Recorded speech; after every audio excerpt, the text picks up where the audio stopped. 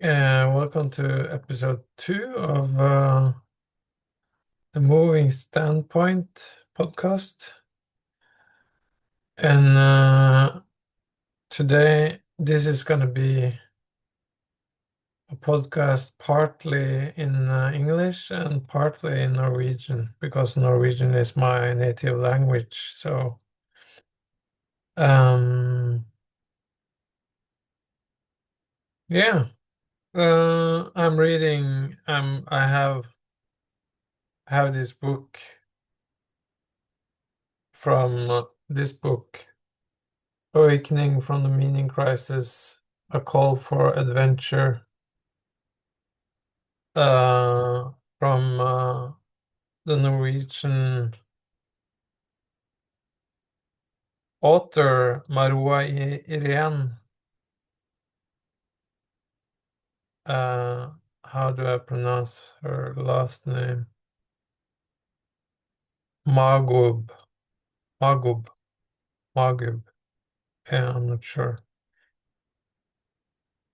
Yeah, and this I have all these markings in it, and I've been following these people, Verveki, that corner of the internet, as they call it, as I mentioned in the first episode.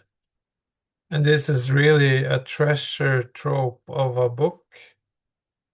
And I remember I was at the university in a philosophy um, seminar.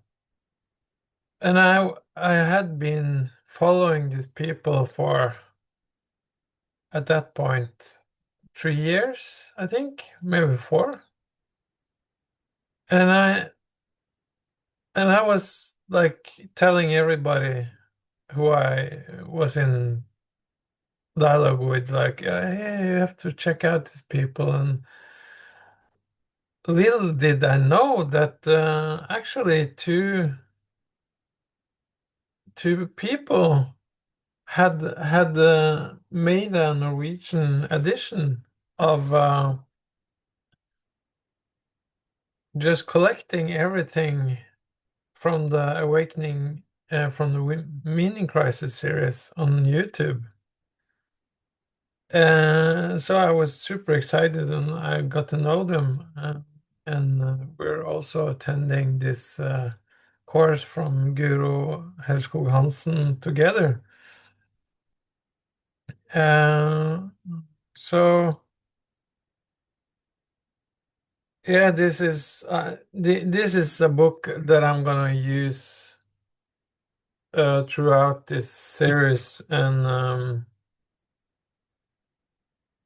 I really recommend people to get it, because it's gonna orient you to what's going on thoroughly. And well, yeah, so it's just yeah, very very useful in a deep in a wide way.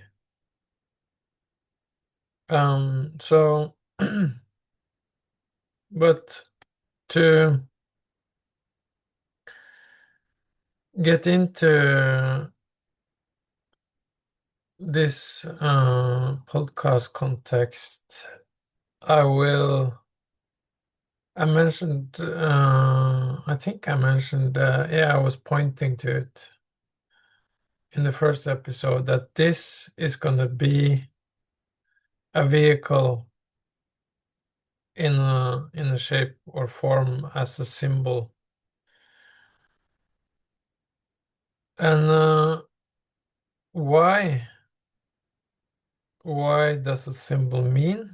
And what is it? And I'm gonna change into, I probably could have translated this into English, but I'm gonna read it in Norwegian.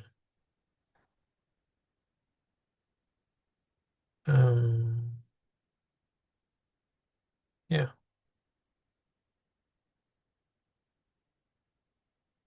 So I'm gonna quote from page 71 and 72. I think that will be enough to just give some understanding and meaning to symbol and what that is.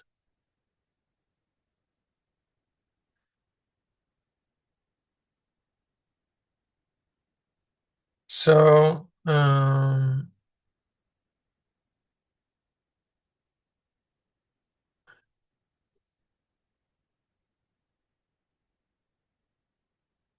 it's actually um, no, I'm gonna try to do this in English. Symbolic resonance and rituals is the title of this paragraph. And this is a quote from, it looks like Haying. Yeah, I can't read all these quotes, or it's just 71 and 72 in this book.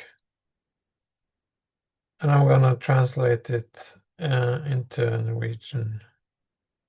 No, into, sorry, into English.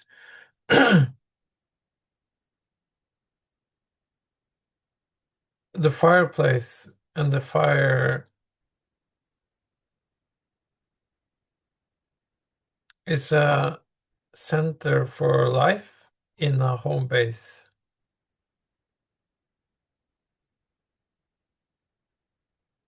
It is here where the community gathers and prepares its understanding of the world. As Haying and Weinstein writes, it's plausible to presume that the individual consciousness emerged parallel with collective consciousness and didn't completely realize and didn't become completely realized before later in our evolution.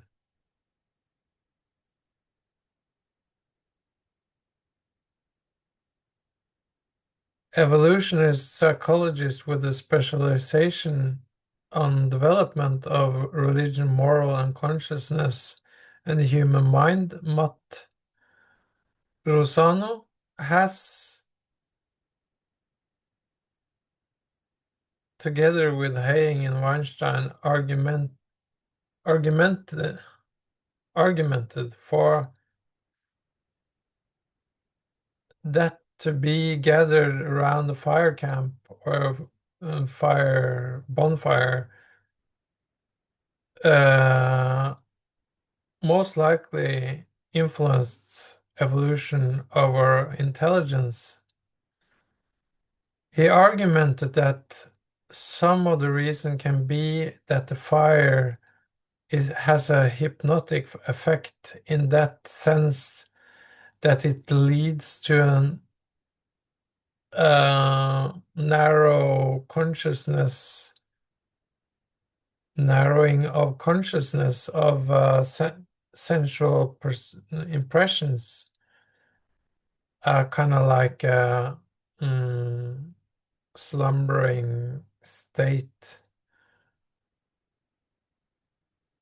but that it creates a deeper contact with what induces the hypnosis. In that context, the fire. And what does that mean? The etymological origin of the word symbol is deduced from the English, or sorry, the Greek word symbolos, symbolos, sign, symbol that builds on sum, together, and uh, a kind of a branch of balein, to throw. So symbol is used as a sign, an object, an action, or similar that represents and discloses something more abstract or spiritual.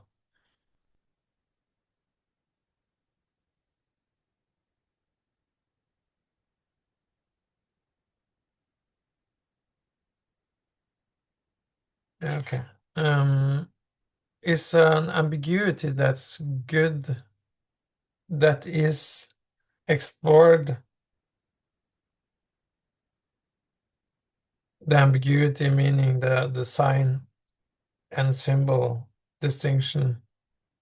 What is kind of what's what there? The distinction between sign or symbol is an ambiguity that is good, is well explored by the theologian Paul Tillich and the psychoanalyst Carl Gustav Jung. That's both known to distinguish between sign and symbol. In short terms, we can say that sign is referential and is used to reference something. It can be a heart as a sign of love, because it's referential to love, the heart. And the symbol can be also a sign, but it also expresses something that has a unique quality to it. A symbol participates in what it is referring to. Um, and I'm referencing that. That's going to be explored thoroughly at some point in this podcast. Where was I? For instance, a kiss is a symbol of love because it doesn't only refer to love as the sign does, it participates in love. Thus, we can say that symbol and that some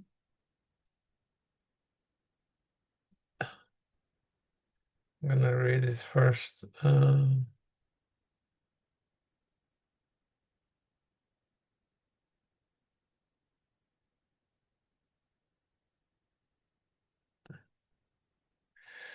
Yeah, because of the participation in love that symbol does, we can say that the symbol is something that is symbolically illustrating a bigger reality for for us as human beings. And it points to something that's bigger than ourselves. And of course, that makes sense, like in a very physical, concrete way. That is as a kiss, it doesn't it you're participating with another person, and that's something bigger than just you. It involves an I to use Buber's Martin Buber, the not sure what it was it a theologian? Is it involves an I thou relationship, an I thou relationship, to just shortly try to capture that distinction that he writes about one of his books, or his main book maybe, or maybe his most known book. The I thou relationship is another relationship than an I it or an it. It is like I'm an object and you're an object, and but the I thou is like the recognition and acknowledgement that you're a whole universe and I am a whole universe. And we can find um, that, like, and because we're dynamic creatures and constantly evolving,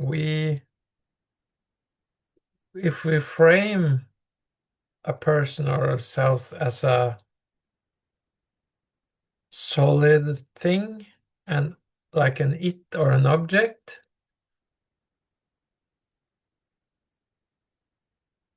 um, it's it's no longer, it's an unrecognition of the the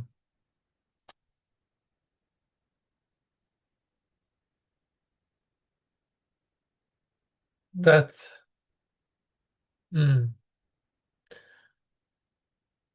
if we do that, and we do that, like frame people, yeah, now I've gotten you, like I kind of I understand you, or a whole of you, or if we frame others and something or a situation or something like that, and we kind of think cleverly, like, yeah, I know what this is about, or I know this person, and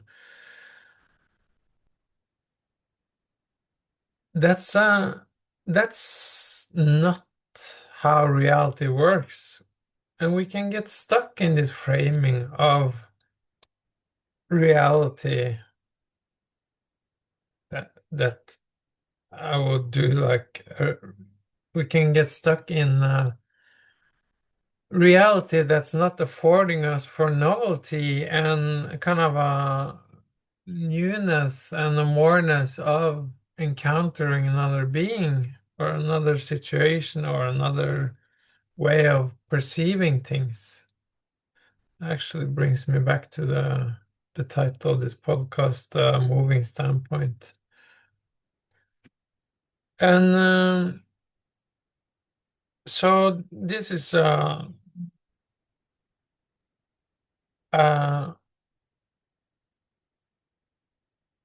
is very related to the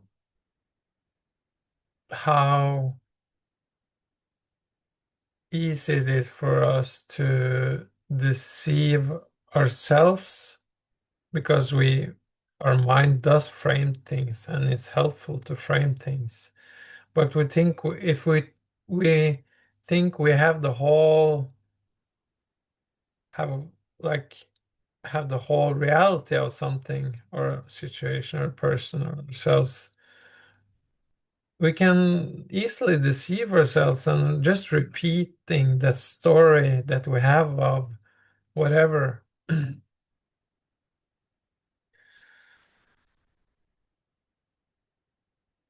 So, to say something more about how a symbol works is to use what's written in the book here, that where they're quoting Verveke, and about fire. It works as a symbol, the fire, because it shines through and withdraw at the same time.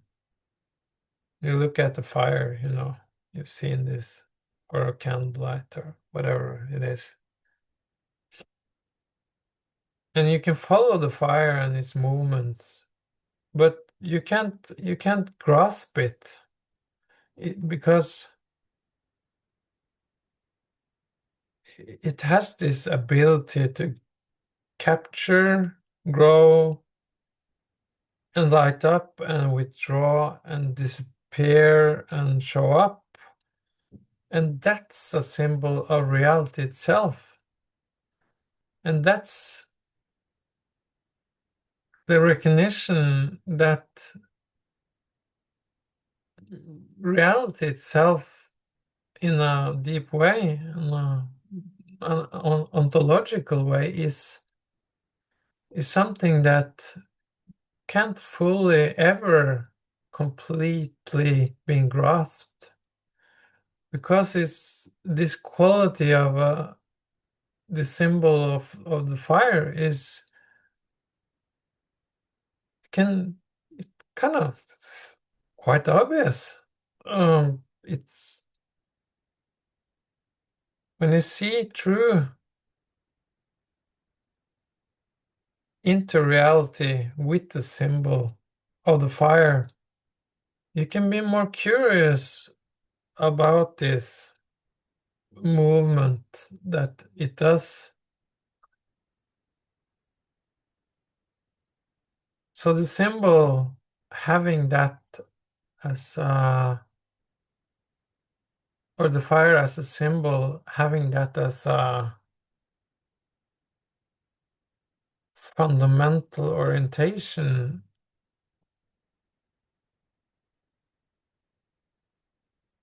when you're out and about and living your life, can be having that reminder can be a very powerful way to that can open you for more wonder and exploration. um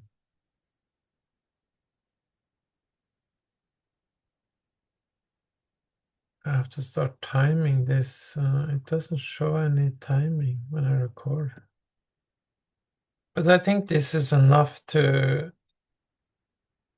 for now.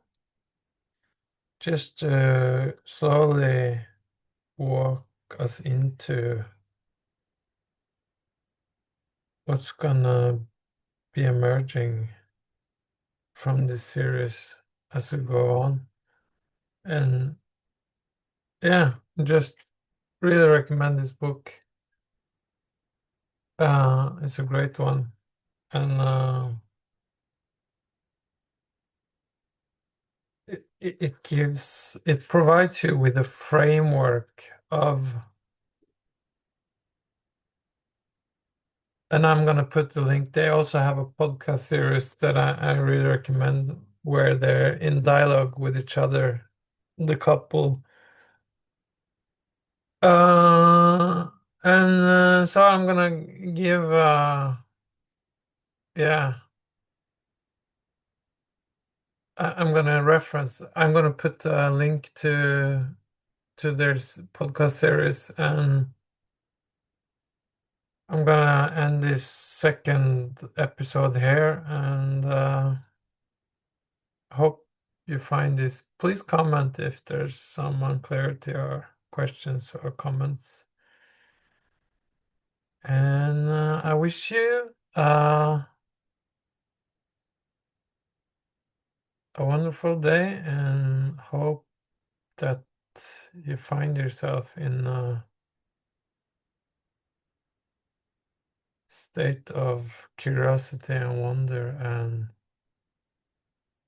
a sense of openness to what you're encountering throughout your day. Thanks for your attention, and see you soon.